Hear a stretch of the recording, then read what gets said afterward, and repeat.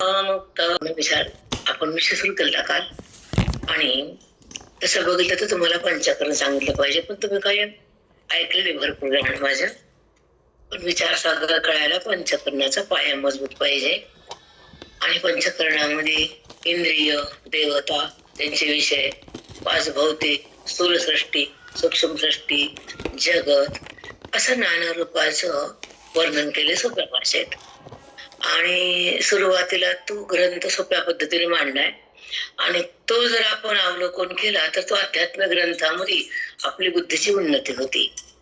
अध्यात्म ग्रंथानं काय होतं तर अज्ञान जो नावाचा दोष आहे, अज्ञान नावाचं जे ग्रहण आहे, ते लाखो कोटी जन्मापासून तुमच्या बुद्धीत बसलेले आहे तडीमार. हो ना. अज्ञान म्हणजे त्या सत्तेला स्वतःची ओळख नसणं हा त्याचा अर्थ आहे, आणि देहाची ओळख असणं हा त्याचा बुद्धीचा भाव आहे. बुद्धी देहाला ओळखते, ते कशामुळे तर अज्ञान, आणि ईश्वराला विसरती तर ते ह्या भ्रमामुळं, आणि त्याच्यापासून दूर जाते तर भेदामुळं, त्याचा अनुभव येत नाही तर जगतामुळं, आणि त्याचा अनुभव येतो तर वेदामुळं, आणि तो कळतो तर श्रवणामुळं, परमात्मा मिळतो मोक्षामुळं, आणि त्याच्याशी संबंध होतो ज्ञानामुळं, आणि त्याचा स्पर्श भोगता येतो संतांच्या कृपेमुळं. हे पॉइंट आहेत अध्यात्माचे. देहाचा स्पर्श भोगताच की माझा देह, बुद्धी देहाचा ती, हे जगत तो तुम्हाला आहे, संबंध देहाचा आहे. तू सांग, भगवंताची भक्ती करताना संबंध देहाचा असल्यानंतर ते भक्ती पूर्ण होत नाही, हा वेदाचा सिद्धांत आहे. तुम्हाला पटल किंवा कळेल न कळेल हा दोष आमचा नसतो. ज्या भक्तीमध्ये ईश्वराला दूर करून पाहणं किंवा त्याचं प्रेम करणं किंवा त्याला श्रद्धाचा अंत करणं, आवाज देणं, हे भक्तीचं वर्म आहे. ठीक आहे, मी चूक म्हणत नाही, परंतु संबंध देहाचा ठेवून भक्ती ही पूर्ण नाही, अपूर्ण नाही. मग पूर्ण भक्ती म्हणजे संबंध रहित देहाचा. प्रत्येक देहाचा संबंध सोडला, प्रत्येक जगताला बुद्धीतून काढलं, आणि अंतःकरणातले गुण झाडले 3, तर ती वृत्ती ईश्वराकडे जाऊ शकते, तोपर्यंत नाही. ही अद्भुत शक्ती अध्यात्माची आहे.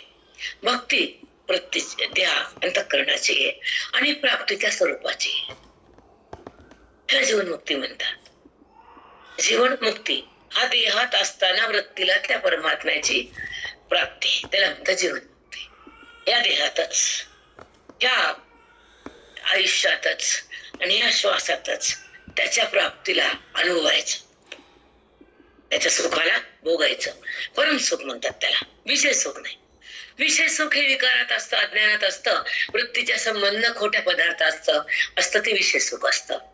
पण विषय सुखामध्ये बुद्धी क्षणभर स्थिरावती, पण सुख विषयात नसतं हे साधू सांगतात. पण तिला वाटतं, हा तिचा हृदयाचा भ्रम असतो. विषयाकडे जाती ते अज्ञान असतं, विषयाला धारण करती ती वासना असते, आणि विषयाला सोडती तो विवेक असतो. विषयाचा बाध होतो ते ज्ञान असतं, आणि परमात्मा प्रगट होतो तो मोक्ष असतो. हे टप्प्याटप्प्याने जाता येते बेटा, हे अगोदर होत नाही. आणि ही मांडणी काय पाठ करून येत नाही. तिथे व्यासपीठावर आपण बसतो, आणि आपला प्रवास वेदांताचा असतो, सहवास साधूचा असतो, विश्वास ग्रंथावर असतो, आणि श्वास भगवंताच्या प्राप्तीसाठी असतो. तो परमात्मा त्या बुद्धीमध्ये विराजमान असतो, तो सिद्ध पदाला असतो. हे कळावंच लागतं. मग वेदांत शास्त्र का शिकायचं, अध्यात्माकडे का झुकायचं, आणि स्वरूपाला प्राप्त का करायचं, ते अप्राप्त आहे. म्हणून अप्राप्ताची प्राप्ती आहे, तो प्राप्तच आहे. पण प्राप्त नाही, तुम्ही अज्ञानामुळे त्याच्यापाशी गेला नाही, तो सहज तुमच्यापाशीच आहे, ते तुमचं रूपच आहे, ते तुमचा संबंधच आहे. पण अज्ञानामुळे संबंध बंद झाला, देहाचा संबंध सुरू झाला, बद्ध म्हणते त्या अंतःकरणाच्या स्थितीला. ज्या जडाला वृत्ती संबंध करून बोलती, संबंध करून नाम घेती, संबंध करून त्याला पाहती, पाहणारा, पाहता आणि पाहणे हे तिन्ही त्रिपुटीचा बाध केल्याशिवाय तो प्रगट होत नाही, हा वेदाचा सिद्धांत आहे. इथे मी थांबते. कारण पाहता पाहणे दोरी सारून या, त्या अभंगात तुकोबानं सांगितलेलं आहे. ते वचन इथे बसलं का नाही ह्या सिद्धांतात. मी तुम्हाला सांगितलं की त्रिपुटीचा बाध झाल्याशिवाय तो प्रगट होत नाही, त्याचा अनुभव येत नाही आणि बुद्धीचा त्याचा संबंध होत नाही तोपर्यंत ते त्रिपुटीचा बाध. मग त्रिपुटी म्हणजे काय, बाध म्हणजे काय, त्याचं अस्तित्व म्हणजे काय, जगत दिसणं म्हणजे काय आणि देहाचा संबंध म्हणजे काय, हे 4 प्रश्न आहेत. हा, ते संबंध म्हणजे काय आणि त्याचं अस्तित्व म्हणजे काय. आपण अस्तित्व त्याचं कुठं स्वीकारलंय, जगताचं स्वीकारलं, देहाचं स्वीकारलं. जरी शब्दाने अनुवाद केला तर बुद्धी ब्रह्म नाही झाली आणि त्याच्या अनुभूतीने आली, हा संबंध नाही संपला तोपर्यंत जीव ब्रह्म नाही झाला. ही व्याख्या त्याच्या की संबंधासह संबंधीचा अध्यास. तुम्हाला हमेशा सांगते, संबंधासह संबंधीचा अध्यास. आपण संबंधी ह्याला केले अज्ञानामुळे, पण संबंध त्याचा आहे. सदा नका, तुम्हाला माहित नसेल ते तुमचा दोष आहे, पण संबंध सतत त्याचा आहेच. हा, मग त्याचा संबंध असून ह्याचा संबंध झाला, अध्यास नाही तर काय म्हणायला, मग त्याला अध्यास म्हणायचं ना. संबंधासह संबंधीचा अध्यास. हा संबंध देहाचा आहे, संबंधी देह आहे आणि ते अध्यास म्हणजे खोट आहे, त्याला वृत्तीनं सोडणं म्हणजेच अध्यास परिपूर्ण. म्हणजे की त्या वृत्तीनं त्याला सोडलं, संबंधही सोडला आणि जडही सुटलं, वृत्ती शुद्ध झाली, संबंध रहित झाली आणि परमेश्वराकडे सहज आली. बुद्धी रामापाशी गेली, कारण या लोकांना रामच कळत, कोणाला कळत नाही. 70-80 टोकाला त्या परमेश्वराचं खरं रूप आता शब्दच माहिती, त्यांना राम हरी कृष्णच कळते. मग तीच भाषा ओळखते आम्हाला, नाविलाज आहे. कारण नामामध्ये असणारा त्याला ब्रह्म म्हणता येत नाही. ज्याच्या नामाचा वृत्तीचा बाध झाला तर तो निर्गुण प्रकट झाला. पण आता विलाज नसतो म्हणून बोलावं लागतं आणि त्यांना ते आवडतं, ती भाषा कळती. चलो रे, आपलं काय करायचं, नाव दिलं त्याचे नाव राहील तर तोच. पण निर्गुण तत्वाचं जेव्हा चिंतन असतं वैदिक, तर तो म्हणजे परमात्मा, ती म्हणजे वृत्ती आणि हे म्हणजे जगत. मग हे म्हणजे दिसतं आणि तो म्हणजे आहे. मग आहे ह्या कळत नाही, दिसणं संपत नाही. मग तो कळायला दिसणं भ्रम व्यक्त होत आहे.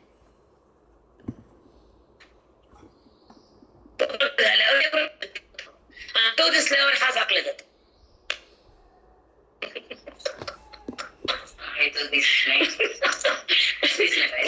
सांगा, त्या शब्दात अडकलेली हे सगळे ब्रह्माचे लोक, त्यांना इकडे आणणं सोपं आहे.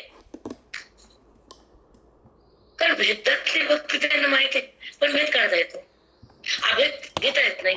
कारण चिंतन करत आहेत, अभ्यास नसतो, निग्रह नसतो. आता मला साच्याकडे जाता आलं असते की 12 वर्ष नाही का, पण इथं जेवढं अडकलं ना, विचारसागर सांगायचा आहे हे बोललो आणि मला चिंतनाचं टाइम कुठे द्या वाटत नाही. 8 तास आमच्या आयुष्यात. आता गाडी होती की बोल ना तू, सातला गाडी, तुला डायरेक्ट गाडी 10 तर घरी मी मानच होत नाही ना ते बुद्धीला. हे का सोडायचं, 8 वेळा असतात सोडायचं विलाज. एकदा ना विलाज होतं, दुपारची गाडी बघत नव्हती, उशीर होते ना, म्हणजे पावसा पाण्यानं गोंधळ होतो. पण आता जायचं म्हणजे अजून मी सारखं बंद करणं. पण मला वाटायला की ते शिकूच तर पुढचं काय माहित, पण हे तेव्हा ह्याच्यामध्ये खूप पावर. हे जेव्हा आपण याचं चिंतन करतो, याचा अनुवाद करतो, तर ज्ञानाची बैठक पटकन बसते. आणि हे तुम्हाला मी सांगताना सगळं काही पंचकरणातलं आलेलं आहे, विचारचंद्रमध्ये सांगितलेलं आहे. कारण 6 वर्षामध्ये माझे भरपूर काय तुम्हाला ऑटोमॅटिक येतच. मग मी ते थांबलं. हे झाल्यानंतर बघूया विचारचंद्रोदय. त्याच्यामध्ये मै नाही, मै से न्यारा हूं, हिंदी येते, छोटासा आहे, छोटा आहे. ओ मै नाही, मी उससे न्यारा हूं, मी त्याच्यावर वेगळं आहे, मी त्याच्यावर वेगळं आहे. अशा अनंत पदार्थ वेगळं करणारी जी शब्दाची रचना आहे तो विचारचंद्रोदय आहे. आणि हे व्यष्टी समेटीचं स्थूल सूक्ष्म सांगणार ज्ञान हे पण पंचकरणी म्हणजे 5 भूत 5 कोश देवता सगळी इंद्रिय ते. पण आपल्याला ते पाठ नाही, त्याचं अनुकरण करत नाही.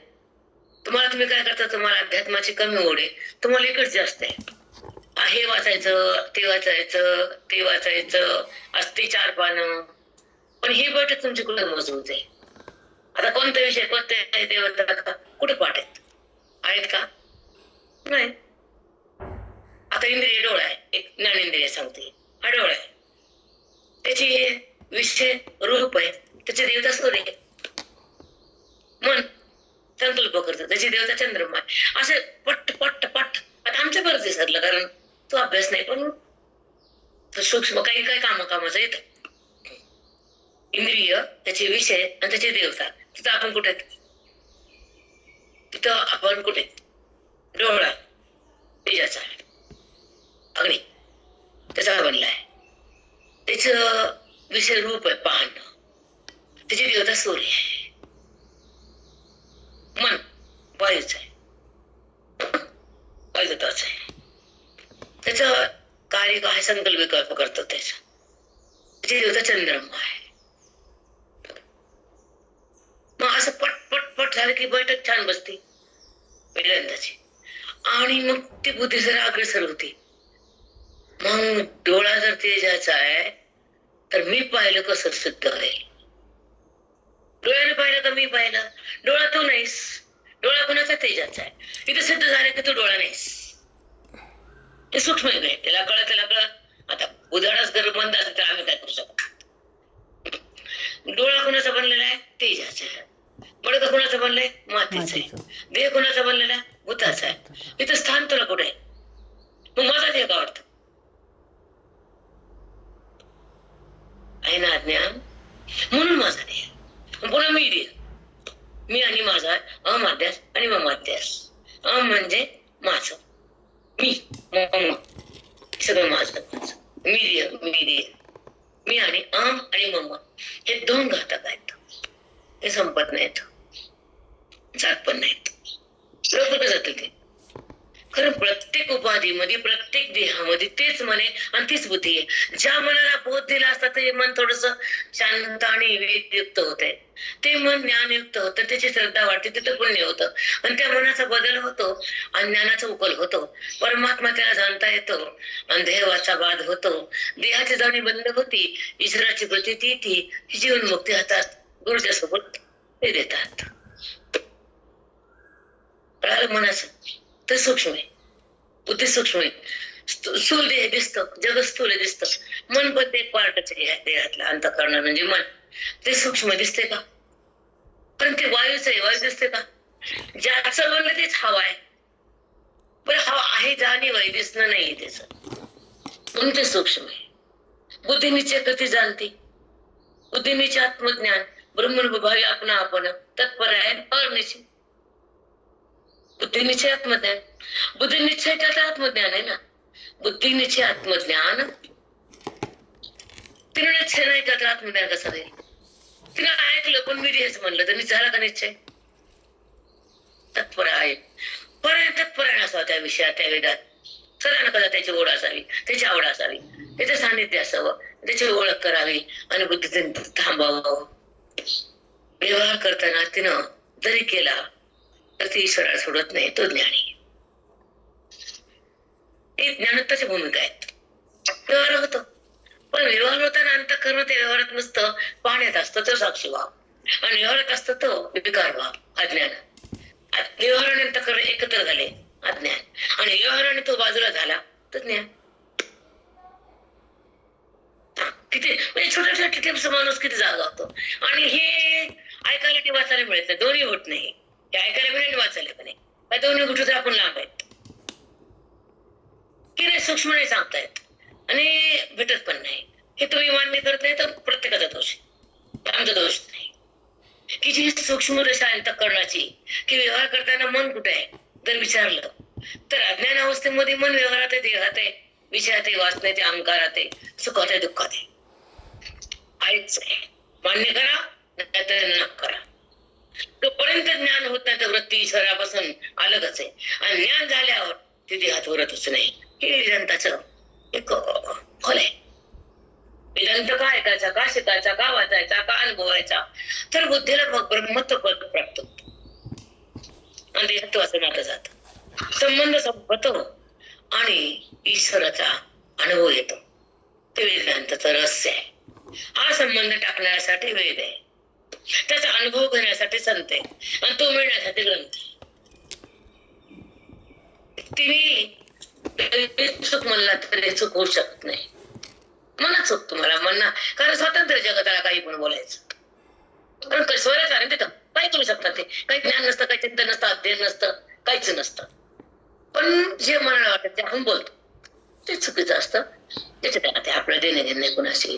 पण विचारसागर म्हणजे बुद्धीमध्ये जेव्हा विचाराचा तरंग सुरू होतात, कोणता विचार की मी कोण आहे. आता पुढचा प्रश्न तोच आहे, विचारसागर मध्ये मी कोण ते प्रश्न येतो. मोक्षाचं साधन काय लिहिले, खूप छान दिले पटवून. आता आपण विचारसागरकडे येऊ. विचारसागर म्हणजे काय, कालचा प्रश्न. आता पुढे सांगितलं मी कोण. हा प्रश्न फार मोठा आहे. मी देह का मी इंद्रिय, मी मन का मी बुद्धी का मी रामप्रम, असे नाना प्रश्नाचे उकल करून दिली आहे. तर तो ऐका आता. विचारसागर म्हणजे काय, चौथी हेडी आपण काल वाचलं की उत्कृष्ट सिद्धांत म्हणजे उत्तम सिद्धांत हे कोणी जलाचा साठा आहे. सिद्धांत जलाचा साठा आहे असा ग्रंथ म्हणजे विचारसागर ग्रंथ आहे.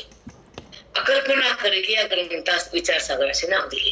एक कल्पना केली, सिद्धांताचा भरपूर साठा म्हणजे विचारसागर, पाण्याचा भरपूर साठा म्हणजे समुद्र आहे ना. आता पण वेदांत शास्त्राची मूळसूत्रे भगवान शास्त्राने व्यासाने केली, भाष्य शंकराचार्याने केलं. मग ते सूत्र वाचा, भाष्य वाचा, विचारसागर कशाला, हा तर शंका. त्याचं उत्तर पुढे दिले. आता असं समोर सांगतात ते भाषे संस्कृती कळत नाही म्हणून आम्ही मराठीत केलं. पंडित निश्चितदाजी हरभरे महाराजांनी सांगितलं. आता पुढे काय बोलतात, शंका.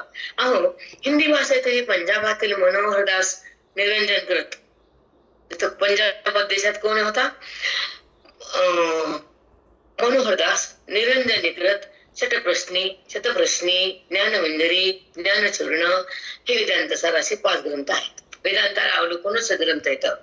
मग तिकडे जा की विचारसागर कशाला. शतप्रश्नी, वेदांत चूर्ण आणि ज्ञानमंजरी, ज्ञानचूर्ण हे ग्रंथ आहेत. कोणाचे, वेदांताचे. नावच तसेच म्हणतो, ज्ञान मंजरी, ज्ञान चूर्ण, शतप्रश्नी, 6 प्रश्न, 100 प्रश्न, ज्ञानचूर्ण, ज्ञानमंजरी हे ग्रंथ त्या पंजाबातील मनोहरदासजीने सांगितलेले. तर मग ते आहेत.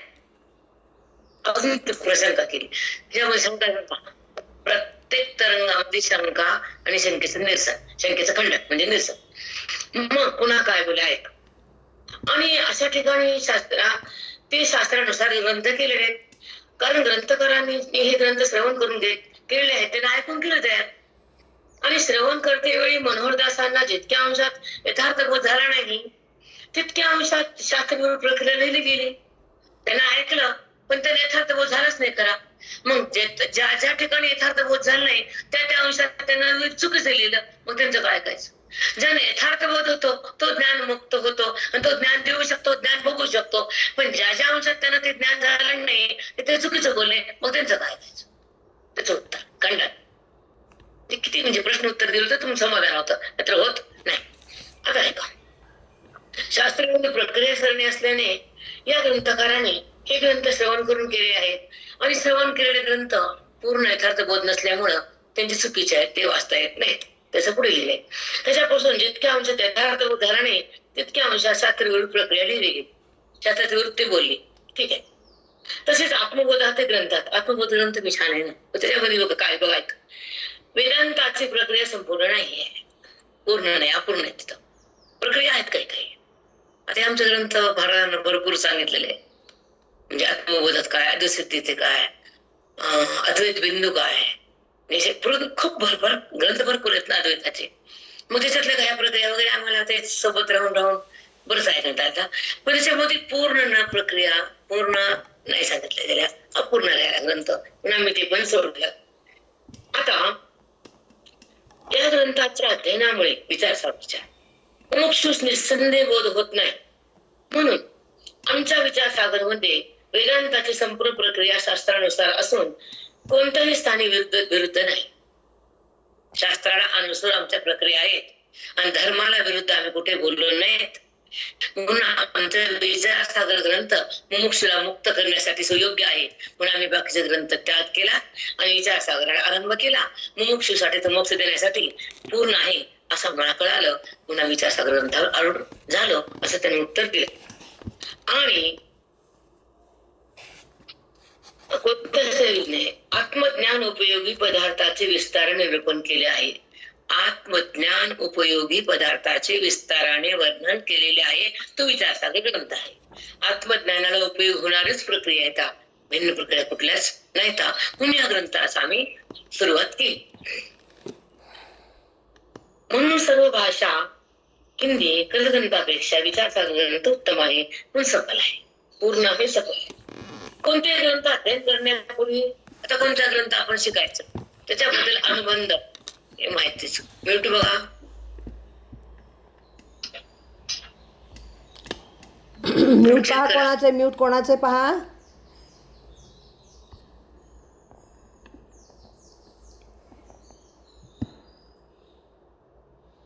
कोणता ग्रंथ अध्ययन करण्यापूर्वी त्यांचा अनुबंध पूर्ण आहे का नाही हे पाहतात.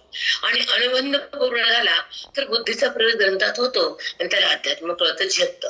म्हणून आम्ही प्रत्येक ग्रंथामध्ये सुरुवातीला अनुबंध सांगूनच पुढची प्रक्रिया सांगतो. आता अनुबंध म्हणजे अधिकारी, विषय, प्रयोजन आणि संबंध. या चौघाची मांडणी परिपूर्ण आहे का बुद्धीला आणि तू त्यानं अध्ययन केले का, अधिकारी आहे का, ग्रंथ ऐकायची योग्यता आहे का, ह्याला मोक्षाची तळमळ आहे का, ह्याचा अंतःकरण स्थिर आहे का, ह्याला साधका श्रवणाची शक्ती आहे का, ह्याला श्रवण केळल झेपल का, आणि ह्याला बोध वेदांताचा कळल का, आणि त्याचं मन ईश्वराकडे वळल का, असं त्याची अवस्था आहे का. कुणाला सांगायचं कुणी ऐकायचं जमत नाही. पण आता अलीकडे का विचार कुणी करत नाही. या बाबा मुक्त व्हा. कारण आधीच्या ग्रंथाला जास्त साधक नाही, उपलब्ध नाहीत. का नाही तर अलीकडचा जो अकलीचा प्रभाव आहे तिथे बहिरंग कथा, कीर्तन, प्रवचन ह्याला जास्त हे दिलेलं आहे. आणि अध्यात्माला इकडं जास्त महत्व नाहीये. कारण अध्यात्म हे थांबलेले आहे. अध्यात्माची गोडी नाही, सांगणारा पण ओढलेलं नाही, तळमळ तशी नाहीये. आणि दुसरा विषय म्हणजे एखादं पटकन गादीवर बसलं, सोडली नोकरी, सोडलं अध्ययन, सोडलं काम, आलं गादीवर, त्याचा अध्ययनच नसतंय. त्यांना अभ्यास करून हे वाचून ते वाचून ते वाचून ते वाचून मग त्याला अध्ययन म्हणत नाही. गुरुच्या सान्निध्यामध्ये साधकानं जी सिद्धता प्राप्त करून ग्रंथाचं अवलोकन केलं आणि वारंवार तप केलं त्याला म्हणतात साधक दृष्टी. साधना पूर्ण अट्टपगलं येऊन बसलं त्याला काय येईल म्हणजे चुकीचं बोलत नाही मी, वस्तुस्थिती अशीच आहे. खूप ठिकाणी टपकला येऊन बसलं, गादी भेटली, सुरू झालं, मग तू बहिरंग सेवा काय म्हणणार. कारण ज्या साधकानं ज्या साधूची सेवा केली, साधना ज्ञानाची झाली, अंतःकरणाची बाधिता वृत्ती झाली आणि जगत बुद्धीची निवृत्ती केली आणि सिद्ध साधना सिद्ध करून साध्यापर्यंत बुद्धी गेली, त्या अध्ययनामुळं त्याचं अध्ययन नाही, त्याच्या समोर संत नाहीत, याच्यात वेदांत नाही, ज्याला स्वतःची ओळख नाही, ते जगाला काय स्वतःची ओळख करून परमात्म्याची. म्हणून असे लोक फक्त प्रवचन, भागवत, कथा, कीर्तन, प्रवचन करतात आणि त्याच्या तारखा घेऊन फिरतात. वेदांतांच्या पापण्या मानता येत नाही आणि माझं पण तर कठोर आहे, ते म्हणून मला पाप पुण्य नाही, न मला पाप न पुण्य. कारण मी खरं बोलते ना, कारण जे असं आहे ते आहे, नाही ते नाही. मग तुम्ही टपकला तर तुम्हाला काय येईल. ज्यांना हातात हाड जिजवले, सत्संग केला, श्रवण भक्त झाली, आयुष्याचा काळ भगवंताच्या प्राप्तीसाठी दिला आणि साधूच्या चरणापाशी हे मस्तक व्हायलं, तर त्याला वेदांत शिवाय काय कळलं सांगा तुम्ही. म्हणून हे अधिकारी आहे की नाही त्याचं नाव अनुबंध. अनुबंधामध्ये 4 पॉइंट आहेत: अधिकारी, विषय, प्रयोजन आणि संबंध. अधिकारी कुणाला म्हणायचं, ज्या अंतःकरणातले 2 दोष गेले, मन पापाची वृत्ती आणि विक्षेप चंचलता. चंचल चंचल चंचल मन आणि जगत रूपी कार्याला पण विक्षेप म्हटले. पण इथं बुद्धीची चंचलता ऐकताना चंचल असेल तर त्याला श्रवण झेपत नाही, मन हालचाल करतं आणि सरळ बाजूला जातं. मन हलतं ना, इकडे तिकडे जातं. मन जेव्हा स्थिर होतं तर त्याचं ऐकतंय. मन जेव्हा चंचल असतं तर इकडे तिकडे जाते. इकडे तिकडे गेलं की बोध बाजूला जातो. आणि मनाची अवस्था जशाला तशी.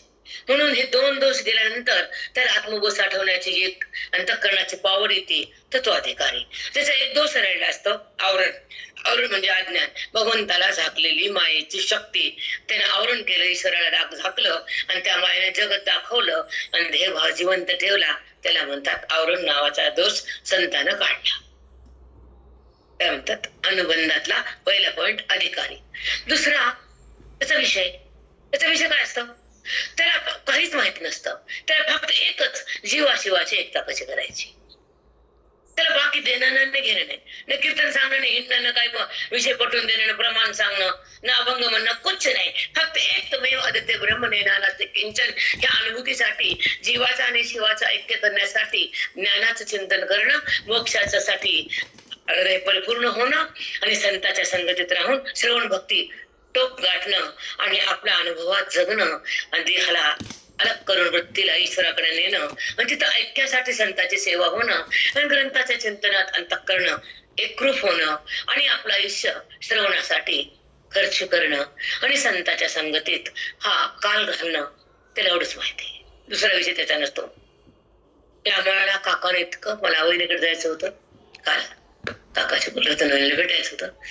संतांच्या संगतीने सुखाची अनुभूती येते आणि संसाराने बुद्धीची माती होती. तुम्ही मान्य करा, नाही तर कड्यात पडा. अनुभूती श्रवणानच आहे आणि माती संसारानच आहे. अनुभूती बोधानच आहे आणि प्रती मोक्षानच आहे. भेद अज्ञानाच आहे, अभेद श्रवणानच आहे. संत पुण्यानच आहे, ग्रंथ करणं अधिकारानच आहे. पण अधिकारी आणि विषय, त्याचा विषय काय? अधिकार लोकांचा फक्त जीवाशिवाची एकता करतो, बाकीचा परमात्मा संपलेला असतो. म्हणून तो अधिकारी असतो, तो मोक्षाचा अधिकारी असतो. त्याचं नाव अधिकारी. मग त्याच्याविषयी काय? जीवाशिवाची एकता. मग कशी करायची, काय करायची? त्याच्या तरंगात पुढे विषय आहे तोच, इथं सांगत नाही, पुढे आहेत. शेवटी एकता करून हा चौथा तरंग सांगितला, हा पहिला. इथं का मांडू तो विषय मी, तिथं काय सांगू? बरोबर आहे. आता तिसरा पॉइंट आहे की अधिकारी विषय, प्रयोजन आणि संबंध. आता विषय काय त्याचा? तर जीवाशिवाची एकता. आणि प्रयोजन काय? म्हणजे फल काय? मोक्ष. प्रयोजन म्हणजे काय कारण आहे? ग्रंथ का वाचावा, याचं काय फल आहे? तर मोक्ष. अधिकारी, विषय, प्रयोजन आणि फल, ह्या चारही गोष्टीचं अवलोकन करणारं अंतःकरण, त्याला म्हणायचं अनुबंध चतुष्टय. इथे सुंदर आहे बघ ना, अनुबंध चतुष्टय. 4 विषयात त्याची गोडी असावी. अधिकारी, विषय, प्रयोजन, संबंध. त्या चारही मध्ये तो निपुण असतो, परिपूर्ण असतो आणि त्या विषयासाठी तो खास जीवन जगतो. बाकी नाही त्याला, बाकी नाही.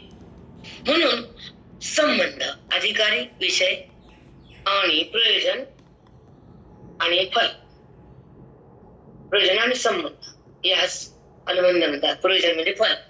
आता संबंध एक राहिला सांगायचं, थोडं काही कन्फ्युज वाटून बघितलं का रे.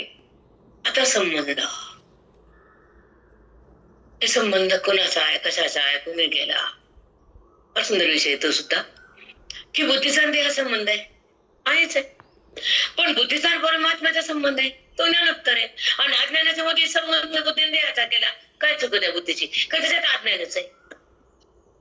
मग हा संबंध देहाचा कसा बंद करायचा, ईश्वर संबंध कसा जोडायचा आणि त्याची अनुभूती कशी घ्यायची आणि जीवनमुक्ती कशी पाहायची, अविद्या वृत्ती कशी टाकायची आणि इंद्रियाचा विकार कसा काढायचा, मन भगवंताला कसं झाडायचं आणि त्या सुखाचा अनुभव घेताना देहाचा बाध कसा करायचा. जेव्हा अबाधित सुख बघतो तर देहाचा बाध झाल्यानंतर, बाधित सुख म्हणजे खोटं, त्याचा बाध होतो ते खोट आहे. ज्ञानोत्तर जगत जातं, देह जातो, बुद्धी जाती आणि बुद्धीला धरलेला देहाचा संबंध जातो. त्याला म्हणतात अज्ञानाच्या सत्तेतून वृत्तीने केलेला जडाचा संबंध. थांबते, शेवटचं वाक्य. अज्ञानाच्या संबंधातून वृत्तीनं केलेला देहाचा संबंध, तर तो आहे जडाचा संबंध. ईश्वराचा आहे का? अज्ञानाची शक्ती काय करते? जडाकडे येते. ज्ञानाची शक्ती काय करते? जडाला बाधित करते. बाधित म्हणजे काय? ते मिथ्या किंवा खोटं. खोटं म्हणजे काय? जड. जड म्हणजे काय? त्याला स्वतःच ज्ञान नाही अन्याचं ज्ञान बी होत नाही ते जड. व्याख्या जाणून हे काकानं आम्हाला मजबूत केलं. बघ महाराजांना शिकून शिकून ठोकून ठोकून मारून बुद्धीत घातलं. दोघांनी केलं, सकाळी आणि संध्याकाळी. जोडीच होते सकाळ मनात कडक होते, संसाराला काटे लावा म्हणायचे. आणि हे रागत होते, अनवत करा म्हणायचे.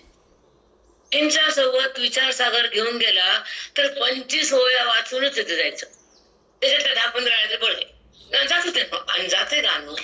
कारण संसार असतो पाठीमाग, कष्ट असतात, एक चिंता असती. किती पाठ केलं तर ते सांगता येतं तर पप्पाच होतो. रागून रागून रागून मग घरी आव्या धाकान आता चुकून आणि अपमान व्हायचं ना बाय, म्हणजे समोर सगळ्यासमोर अपमान मुलीला वाटायची. तिथं चुकलं की रागायची, मग का सगळ्यासमोर अपमान. हे त्यांचं हे होतं. ह्यांना अपमान झाल्याशिवाय हे नीट वागत नाहीत हे काकाला माहित होतं. महाराज दन दन दन पाऊल वृत्तीचं सुख हे कुठे, पण वृत्तीला सोडून परमात्मा सुख मोठे. आणि ते वेदांतानं सतसंगाने सर्वांना मिळतं आणि ते कळाल्यावर जन्म म्हणून टळतं. म्हणून इकडे इथं काय यायचं, हे काय ऐकायचं, तर आमचं कल्याण होतं आणि आमचं अज्ञान समाप्त होतं आणि स्वरूपाची प्राप्ती होऊन मन तिथं राहतं. हे ज्ञानाचं खातं. बरोबर आहे का? चला, कळायला का मी बोललेलं? ह्याला प्रेरणा आहे का? नाही आज पण आहे माऊली आहे. कठीण आहे. मोरे सर किती खाली बोलते मी. कठीण म्हणजे भाषा वैदिक असल्यामुळे कळत नाही. आता तुमच्याकडे ग्रंथ आहे का मोरे सर? आहे ना. आधी करायचं वर्णन. त्यांची भाषा आहे का? तर माझी भाषा सांगितली मी माझी तुम्ही सांगितलं असं म्हण. माझी सोडून देऊ का हिशोब दिलेले तुम्ही वाचत असा काय सांगा ना तुम्हाला. अधिकारी विषय वर्णन तुम्ही वाचा, ते तुम्हाला थोडं छोट्या भाषा सांगितली. छान आहे, सांगते. कशाला बघतात, कशात करावं काय, हो कशात सांगते. मौलिक पावरून तुम्हाला सगळे सांगितलेले. आता त्यांनी सांगितलं या जे पुरुषाने या जन्मी किंवा पुढे जन्मी निष्काम कर्म उपासना करून, या जन्मी किंवा पुढे जन्मी निष्काम कर्म उपासना करून दोष निवृत्त केले. मौलवीने निक्षिप्त केलं. मला तर काय होऊ का नको म्हणायचं. कधी लक्षात कधी मागून कधी नाही अवघडे. आता फक्त स्वरूपाचं आवरण जिथं काढायचं, तेवढं राहायला आवरण ते अज्ञान ते संत काढतात आणि श्रवणानं होतं आणि वेदांताच्या शक्तीनं आवरण भस्म होतं. मन ईश्वरामध्ये एक होतं ते मोक्ष. जीवा शिवाची एकता भगवंतच करू संत करतात. ईश्वर नाही बरं का, त्याला करता येत नाही आणि ते करू शकत नाही, कारण ते खातं संताकडे, त्याच्याकडे नाही. ते जगाचं पालन उत्पत्ती संहार हे 3 करतं. दुसरं काय त्याला येतं. त्याचा प्रारब्धाचा भोग देते ते रिकामे बनबान. चला आता संबंध. आता संबंध संबंध जाते असतो. मला पहिल्यांदा सांगितलं ना मी. आता वृत्ती जगताचा संबंध, देहाचा संबंध, भगवंताचा संबंध आहे. 3 संबंध आहेत. वृत्तीचाच आहे. ती जगताकडे जाती, खोट्याला पाहती, देहाकडे येते, ह्याला माझं म्हणते. हे पण खोटं, ते पण खोटं. पण जेव्हा ह्याचा बाध होतो तर खरं प्रगटतं. म्हणजे संबंध कोणाचा झाला? अज्ञानाची निवृत्ती करून बुद्धीला परमात्म्याचा अनुभव आला तर दोघांचा संबंध गेला. जीवनमुक्ती म्हणतात त्या अंतःकरणाच्या स्थितीला.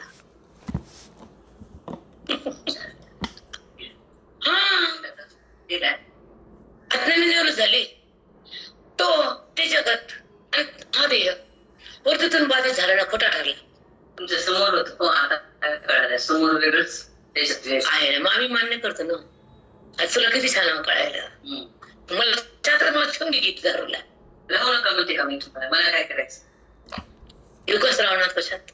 आता समोर 4 महिने आम्हाला काय करायचं. बंध भगवंताचा कधी होतो, देहाचा सतत असतो.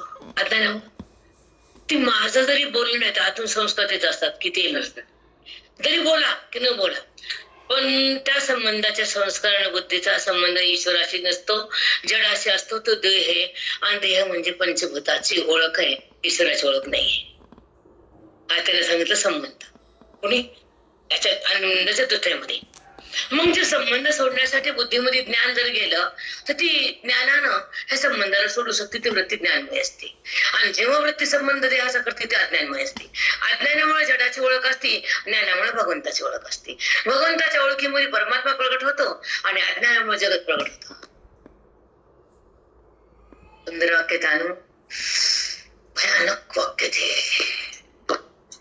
तो प्रगट झाल्यानंतर सगळं तेच आहे आणि ती आल्यानंतर सगळं मीच आहे. माया म्हणजे वृत्तीमध्ये जो बदल होतो ज्ञानानं, वृत्ती ईश्वराकडे जाते ते बोधानं, वृत्ती राम होती ते मोक्षानं. कारण त्या दोघांचं ऐक्य होतं, कुणाचं? बुद्धीचं आणि भगवंताचं. केव्हा होतं ते संबंध? कधी होतो? आवरण दोष काढल्यावर. दोष आहे ना, हा दोष सांगितले तुम्हाला. त्याचे 2 दोष गेले. आवरण नावाचा दोष करण्याच्या शब्दाकडे आला, श्रवण भक्ती केली, वेदाची शक्ती आत गेली आणि ते आवरण नाश झालं. आवरण स्वतः करता येत नाही. आवरण म्हणजे अज्ञान, अज्ञान म्हणजे भगवंताला झाकणारी वृत्ती आणि ती माया झाकती आणि जगत दाखवती. पण दृश्यही नाहीच आहे, तो आहेच आहे. हा संबंध ईश्वराचा करून देणारा वेद आहे आणि वेदाच्या ज्ञानानं वृत्ती ईश्वरामध्ये एकरूप होती. संबंध सतत होतो, देहाचा बाध होतो, अज्ञान निवृत्त होतं, मन शांत होतं आणि बुद्धी ब्रह्म होती. ही ज्ञानाची स्थिती. किती सुंदर आहे, सहज आहे आणि सोपं आहे. पण कसं असतं, याला फार कष्ट लागतात. शांत चित्तानं ऐकायचं, पुन्हा डबल ऐकायचं, ते लिखाण करायचं आणि पुन्हा त्याचं अवलोकन करून मनन करायचं. आज काय ऐकलं, आज किती कळालं, कळल्यानंतर ते मनाला किती झेपलं आणि किती सुटलं. ऐकणं आणि न झेपणं काही फायदा नाही, पुण्य होईल, ज्ञान होत नाही. ऐकून जर सुटलं तर फक्त पुण्य. ऐकून जर ते अधिकार साचलं तर ते भगवंताकडे जाणारं मन आहे. तेच फल आहे. हा, तेच फल आहे. मग श्रवणामध्ये तुमचं आपुढे सांगितलंय, मंद बुद्धी, तीव्र बुद्धी, सगळं याच्यामध्ये. याच्यात काय नाही असं काहीच नाही, सगळं आहे. मग का राहिलो आम्ही 12 वर्ष इथं? त्याचं काही कारण असेल ना. या ग्रंथाचं चिंतन सतत नॉन स्टॉप 12 वर्ष उगच केलं का? महाराज पागल का आमचे? 5 वेळेस आवृत्ती झाली आमची. काकाकडे 3दा, फास्ट असतं म्हणून महाराजाकडे 2दा. हे ग्रंथ किती वेळेस ऐकलं? 5 वेळेस. मला हे टाळण्याची गरज नाही, पण तुमच्यासाठी मला हे झालंय सगळं. हे आता तू सांग, 12 वर्ष त्याला एकटप झाले की नाही, मग हे चुकतं का आता? नाही. आपलं टाइम संपला. साधनच्या तुट्या घेते थांबले. साधनच्या तुट्या आधी काय झालं? अंतकरण आधी अनुबंधाच्या दृष्ट्या आहे. आता साधनच्या दृष्ट्या आहे. आता साधना कोणती करावी? मस्त आहे. आता भक्ती झाली, आता ज्ञानाची साधना कोणती करायची? ऐकायला मस्त आहे. विवेक, वैराग्य, क्षमदशतक आणि मुमुक्षुत्व, हे 4 साधनानं अंतःकरण परिपूर्ण होतं. त्याला म्हणायचं साधन चतुष्टय संपत्ती त्याच्यापाशी आहे. कुणापाशी? कुणी केलं? त्याच्यापाशी विवेक आहे, त्याच्यापाशी वैराग्य आहे, त्याच्यापाशी मुमुक्षुत्व आहे. विवेक, वैराग्य, मुमुक्षुत्व आणि साधन चतुष्टय, क्षमदशतक, शम, दम, समाधान, वैराग्य आणि बाकीचे चित्ताची एकाग्रता, म्हणजे 6 आहेत. समाधान, शम, दम, चित्ताची एकाग्रता. त्याच्यामध्ये वाचून दाखवतो तुला. शम, दम, श्रद्धा, उपरम म्हणजे वैराग्य आणि समाधान म्हणजे चित्ताची एकाग्रता, तितिक्षा म्हणजे सहन करण्याची ताकद.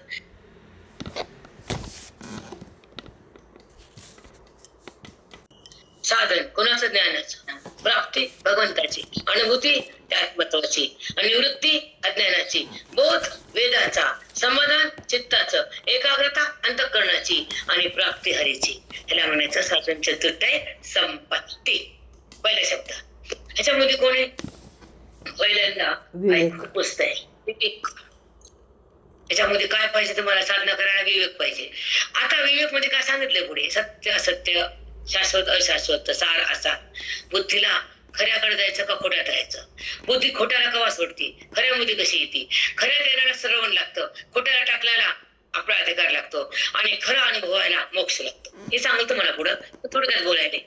मग विवेक म्हणजे सारासार बुद्धी, शाश्वत अशाश्वत, खरं खोटं, खोटं आणि खरं हे निवडण्याची जी ताकद आहे त्या बुद्धीला तिला विवेक म्हणतात. आता वैराग्य, इहलोकापासून परलोकापर्यंत अनुकूल विषयाचा परित्याग करणारे अंतःकरणाची दमन सांगते. इहलोकापासून परलोकापर्यंत अनुकूल विषयाचा परित्याग करणारी वृत्ती ईश्वराला जाणताना हे विवेक जर वैराग्य जर असेल तर ते विषयाचा परित्याग केल्यानंतर त्याला भगवंताकडे जाता येतं. त्याला म्हणायचं वैराग्य. पाठ करा, होईल नाही तर होईल. पाठ तर करा, बुद्धीला तर कळावं लागेल ना की वैराग्य म्हणजे काय. हे लोकांतले विषय असं नसतं. पण तुम्ही सांगले ऐकतो, आता आम्ही ऐकताय ना, आम्हाला काय ऐक. जेव्हा आम्ही साधूकड होतो, श्रवणाला होतो, 12 वर्ष, 24-36 म्हणजे 25-30 वर्ष होतच. मग तेव्हा आम्हाला का तुला तर माहिती मी इथं दारूला काय होतं, काही होतं का, दुःख झालं का, मग ह्याच्यामुळं. आणि आता मी दुःख होतं का, ह्याच्यामुळं. सुख संपत का, ह्याच्यामुळं. अज्ञान राहतं का, ह्याच्यामुळं. सगळं हेच आहे. आपलं वाटतं पोरग सुख देईल, सण सुख देईल, प्रॉपर्टी सुख देईल. काय सुख देतं तुला भूतीन? सुख तुला हे देतंय. आणि माणसाला आशा असती आता काय नाही, सुनाले की मोकळे पाय का रे, हे बाबडी डबडी राधा पादा सगळे ते आहेत ना, आता काय नाही, आता सगळे एकत्र राहिले. सोपं आहे तेवढं? सोपं आहे का? कधीच संपत नाही. पुन्हा तर नटायला फाशीच लागते. लेकरं आणि हिंडू नको ना, सार पकडता यावा, आसार टाकता यावा आणि पुढे जाता यावं, त्याला म्हणायचं विवेक. आता वैराग्य, इहलोकापासून परलोकापर्यंत अनुकूल विषयाचा परित्याग करणार अंतःकरण बोधाला पकडतं, विषयाला सोडतं, त्याला म्हणायचं वैराग्य. आता विवेक वैराग्य समाधी षटक, शम दम ऐकून घ्या नसतं असं का नाही. तसं करू नका, ऐकून घ्या म्हणजे सांगू चला बंद करते. पण 6 वाक्य सांगते ना काय, 6 शब्द: शम, दम, श्रद्धा, उपरम, समाधान, प्रतीक्षा. आणि तुला एक सांगते, एक लिहिलेलं आहे सगळंच येतं, तुम्ही शिकलात की. पुंडलिक वरदार विठ्ठल श्री गुरु ज्ञानदेव तुका. आणि जो मी आपल्या प्राणाचे भोग आहे ते कष्टापासून सहन करता येतात, ताकद येते. याच ऐकून नसतंय बेटा, अनुकरण करू नये. जेव्हा दुःखामध्ये जीवन भोगताना आत्मचिंतनामध्ये बुद्धीचा प्रवेश होतो, हे सोपं नसतंय. त्याला सोडल्यानंतर वाणी बोलते, अनुभव येतो, वेदांतात राहतो ना. याची जोड पाहिजे, त्याची जोड पाहिजे, मग ते पुढं हो जोडतं पाहिजे. जोडशिवाय कसं? म्हणून ही चिंतनामध्ये आपले वैभव वाढतं, तपस्या वाढती, अधिकार वाढतो आणि मन भगवंताकडे धावतं, संसारातून निघतो, देहाला सोडतो. मन. वैराग्य म्हणजे काय? परित्याग. समाधान म्हणजे का? चित्ताची एकाग्रता. ज्ञान म्हणजे का? त्याची प्रतीती. अज्ञान म्हणजे का? जगताची प्रती. होत ग सांगतच माऊली.